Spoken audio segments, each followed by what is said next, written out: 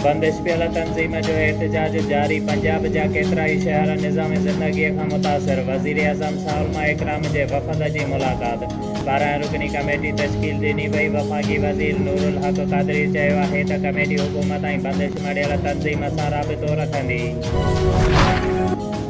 वफ़ाक़ी वज़ीर नूरुल हक़ क़ादरी चयो आहे त तहरीक लबैक सां जेके बि मुआहिदा थिया आहिनि वज़ीर आज़म खे ॼाण हुई। जेके वज़ीर चई रहिया आहिनि वज़ीर आज़म खे मुआहिदे जी ख़बर नाहे, उहे ग़लति बयानी करे रहिया आहिनि। इलेक्शन कमीशन लाहौर जे हल्के मां तहरीक इंसाफ़ जे उम्मीदवार जमशेद इक़बाल चीमा ऐं उन जी अहलिया मुसरत जमशेद चीमा जी काग़ज़नि जी नामज़दगी मुस्तरद करे छॾी आहे।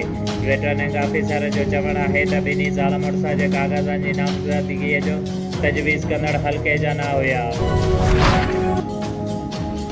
मोरो भरिसां ॻोठ सावडोर में क़ाइम पीर बख़्श ज़रदारी प्राइमरी स्कूल जी बिल्डिंग ज़बून हाल हुजण सबबि ॿारनि खे तालीम हासिल करण में सख़्त मुश्किलातूं।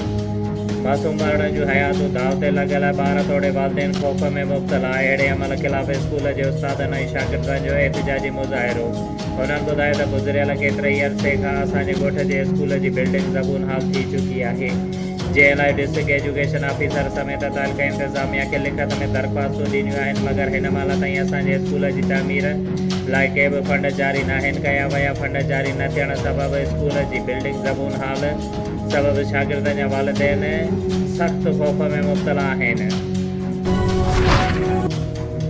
नवाबशाह 16 ॾींहं अॻु तालिके थाणे जी हद लाॾी स्टाफ भरिसां नामालूम माण्हुनि पारां खंबे गुम कयल नौजवान माजिद कीरियो जे बाज़ियाबीअ लाइ सनस भाइरन अब्दुल रज़ाक कीरियो, अब्दुल ख़ालिक कीरियो, अब्दुल क़यूम साजिद ऐं ॿियनि जी अॻुवाणीअ में नवाबशाह प्रेस क्लब ॿाहिरां एहतिजाजी मुज़ाहिरो कंदे दाईंदे चयो आहे त असांजो भाउ माजिद कीरियो कुझु ॾींहं अॻु पंहिंजे दुकान ते वेठो हुयो त ॿिनि कारुनि में सवार 8 ॼणा माजिद कीरियो खे ज़बरदस्ती खणी विया, जिन में ॿिनि खे पुलिस जी वर्दी पायल हुई। हुननि चयो त असां उन अमल ख़िलाफ़ तालिका थाणे ते NC दाख़िल कराई आहे, लेकिन अञा ताईं पुलिस असांजे भाउ खे न ॻोल्हे सघी आहे।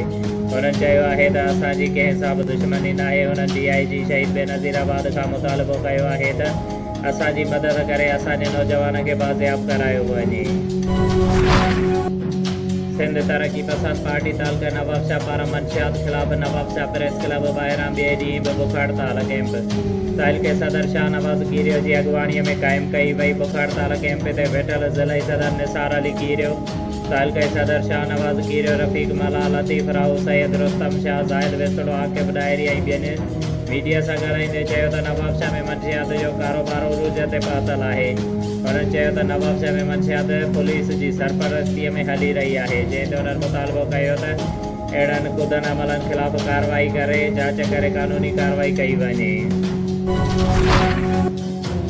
डिप्टी कमिश्नर शहीद बेनज़ीराबाद आमिर हुसैन पामर जी सदारत हेठां अक़लियती बिरादरीअ जे मिल्कियतुनि ऐं इबादत गाहनि ते कब्ज़नि जे ख़ात्मे ऐं संदसि मसइलनि जे हल लाइ हिकु इजलास गुज़िरियल ॾींहुं दरबार हाल में थी गुज़रियो। इजलास में समूरनि तालिकनि जे असिस्टेंट कमिश्नर मुख़्तियारकारनि ऐं मिनियारिटी कम्यूनिटीअ जे अॻुवाणनि शिरकत कई। हुन मौक़े ते इजलास खे ख़िताब कंदे डिप्टी कमिश्नर आमिर हुसैन पामर चयो त अक़लियती बिरादरीअ जे मिल्कियतुनि ते नाजाइज़ कब्ज़नि खे कंहिं बि सूरत में बर्दाश्त न कयो वेंदो।